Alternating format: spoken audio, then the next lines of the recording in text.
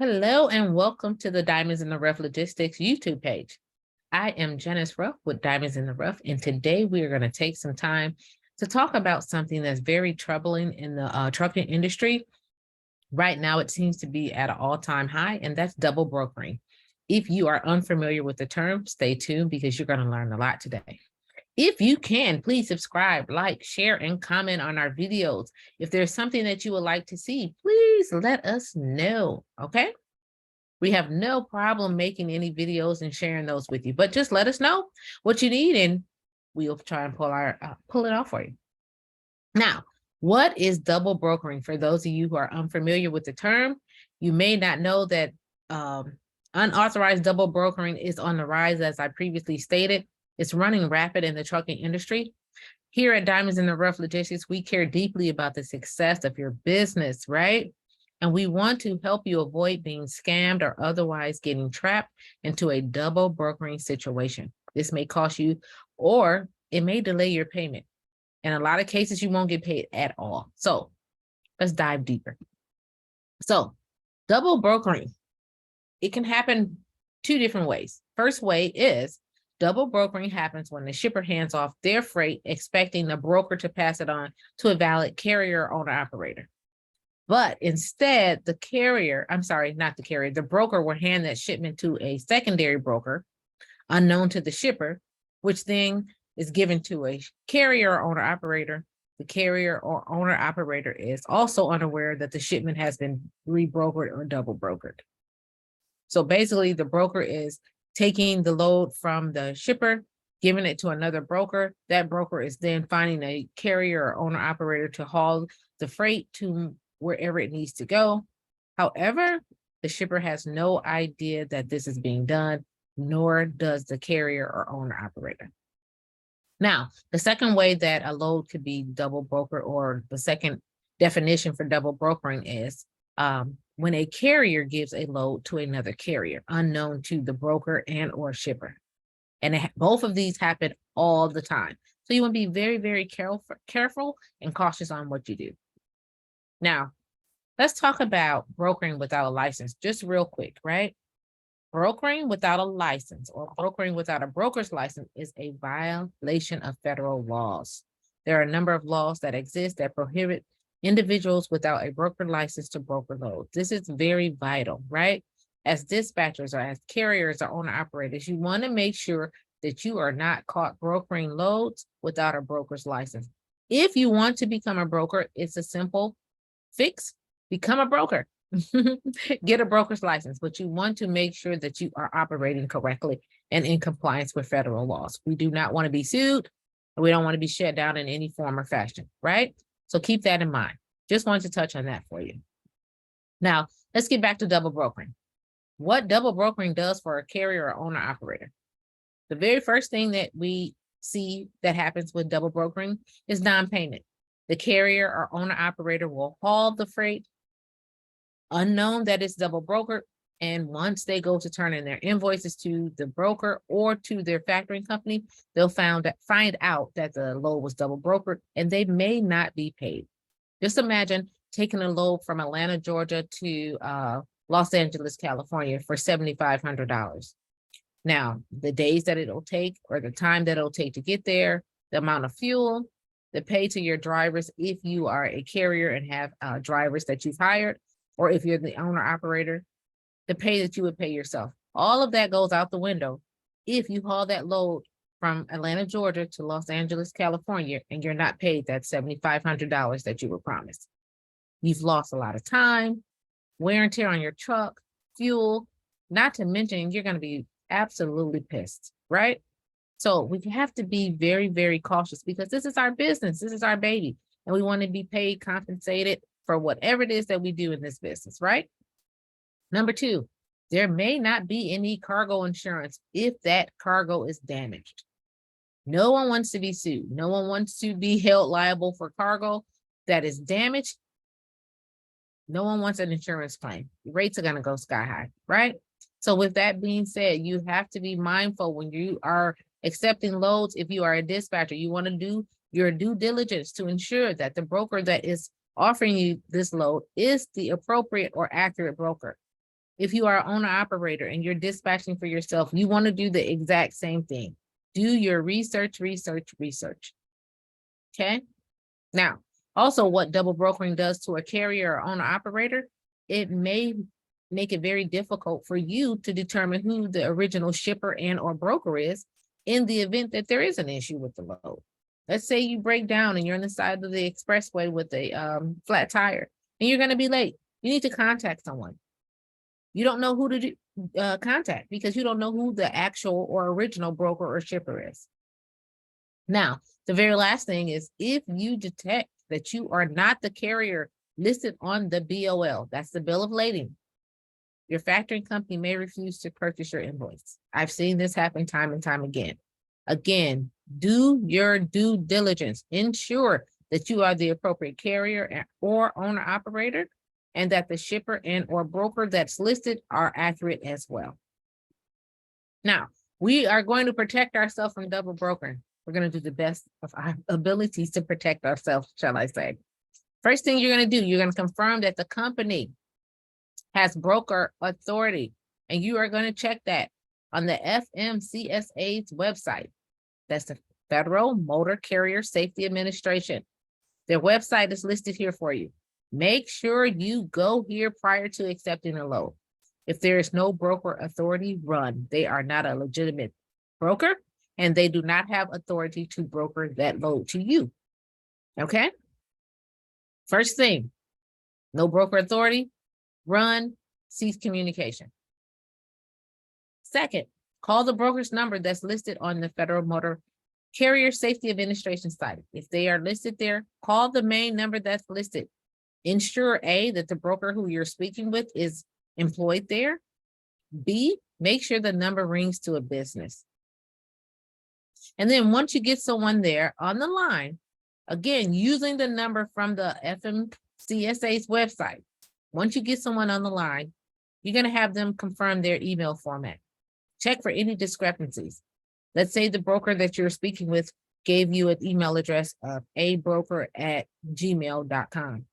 When you speak with someone, they may say our format is our first name spelled out, dot, our last name spelled out, dot, I'm sorry, not dot, at logistics.com.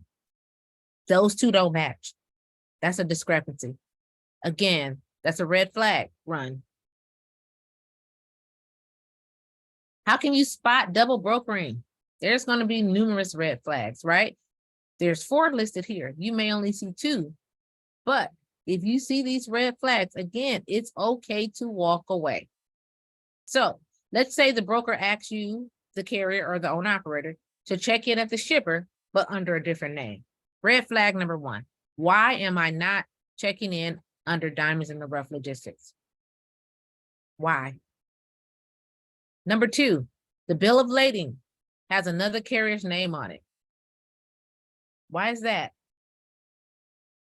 And it's a completely different broker's name. So I received the bill of lading at pickup. A, the carrier should be Diamonds in the Rough Logistics. It is not. Red flag number 1.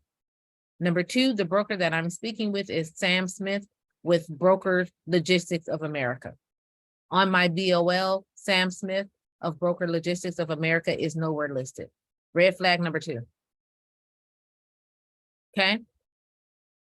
Now, when you're on the FMCSA's website, you're going to see all of the information for the broker, telephone number, their address, their email domain, their email address. All of that information will be listed there. When you receive your rate confirmation, you are going to double check that information with the FMCSA's website or do a simple Google search. Make sure that information matches. Now, I'll tell you this, if you type in a broker's name or broker's address and name, if there are any bad reviews for them, that information will pop up. If they have a claim against them or if they have bad reviews with the Better Business Bureau, that information will pop up. Again, red flags. And again, it's okay to walk away. Now, 4th, and this actually should have been the first one. If the load has an unusually high rate for a basic load, it seems too good to be true. It probably is.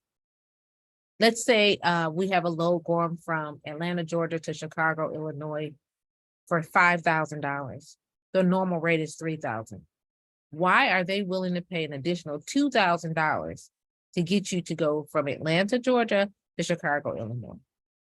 There's a reason why. It's to get you sucked in on that high rate, have you pick up that freight, have you deliver it, have you submit the BOL to them so they can then submit it and get paid for it and never have to pay you a dime of the $5,000 that they promised you. So again, look at these red flags. Shipper's name, make sure that it's correct and it's accurate and it matches everything. Research your broker, make sure he or she is who they say they are. Make sure all of their contact information is valid and it matches what's on the SAFER or the FMCSA's website or Google search. And make sure the rate is not abnormal. Like it's so unusual that it's blowing you out the water. We all love money. Well, some of us do. And we see these high rates and we're like, oh, great. This load is paying $5,000. Everyone else is paying $3,000 or $2,500. So you jump at that $5,000. But it's a reason why it's $5,000. So again, make sure you do your background checks. Make sure you research and do your due diligence. Now, let's go over a couple more red flags. Now, I notated these here because these are things that I've noted and noticed in the almost 9 years that I've been in trucking on red flags and what you want to watch for when it comes to double brokering. First one, the broker has recently obtained their broker authority and they have had lapse in authority. Why is that? Red flag. Next, they have multiple or recent changes to their address in the FMCSA database. If they are a legitimate broker company, they could have a satellite office. They could have several offices. But why are they continuing to change over time all the time? Again, red flag, make you wonder. Third thing, no physical address. Not a good look. A broker should have some physical address. I don't care, again, if they are remote and they work from home, they should still have a physical address where they can be reached. Not a P.O. box, not some address that they're just using to receive mail, but a physical address. Okay. Next, negative reports on load boards in Google. If you have load boards, let's just say that I absolutely love that load board. You can click on the broker's information and it'll give you all the reviews for that broker, if they pay timely, if there are delays, if they're known to tell you things that aren't true, if they are notorious for double brokering. All of that information is listed there. So make sure you research those reports, utilize those load boards, contact the factoring company if you have a factoring company, and use Google. That's what it's there for. Now, let's say your broker is also a carrier that has a small number of trucks and they also have broker authority. In a lot of cases, they're going to double broker. In some cases, they won't, but in a lot of cases, there will be double broker, meaning they'll get the load under their broker authority and then they'll broker it to themselves as a carrier or to someone else. But when they're getting the load from a shipper or the receiver, they're not telling them that this is what they're going to do. So again, that's double brokering. Be careful. Okay. Next, affiliations with other carriers through common addresses, email, telephone, and etc. Make sure you pay attention to who they are affiliated with. I'm a broker and I am affiliated in some form or fashion with all of these other broker agencies. The email addresses are kind of suspicious. There's no physical address. Telephone number is just their cell. Again, be careful. Now, number 7 is something that I see all the time. Misspelling. Errors on that rate confirmation. Let me just explain this to you. The rate confirmation is given to you by the broker. If they are a legitimate broker, they have a template already in place. That template will have everything from the pickup location to the delivery location, the weight, the commodity. It'll have you listed as the carrier or owner operator. It will have them listed as the broker. It's going to have DOT numbers, MC numbers. All of that information is going to be there, right? And because they are a professional business, there should be no misspellings and typographical errors. If you see that, run.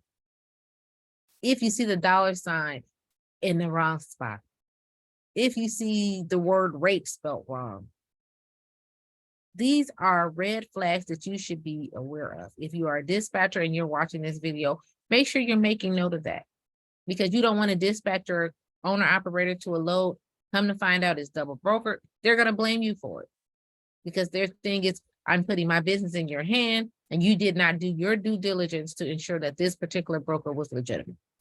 Okay. Next, if that broker does not vet you thoroughly, red flag. Why?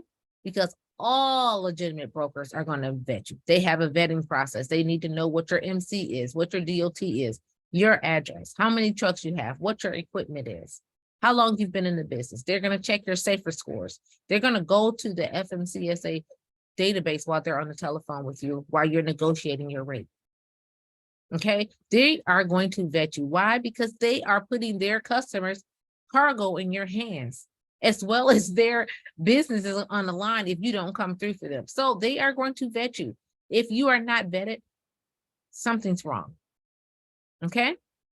Now, the very last one here should be the first one, and it should be in all caps, and it should be in red letters. If the broker has a personal email address, or the email address ends in Gmail or Yahoo, no. They should have a professional business email address. Some carriers don't, that's fine, but brokers should have a legitimate business email address. Okay. If you Google the particular broker, and let's just say it's called ABC Brokerage. And when you Google them, their email address format should come up, their address should come up, their telephone number should come up. If it's different from the email address that the broker is emailing you from, or the email address that's listed in the posting is different, and it ends in Gmail or Yahoo or something on that line, don't do it. Okay? Don't do it. Now, I hope all of this information that I shared with you has been very, very helpful. Again, double brokering is at an all-time high. You have to do what you have to do to combat it as a carrier, as an owner operator, or as a dispatcher.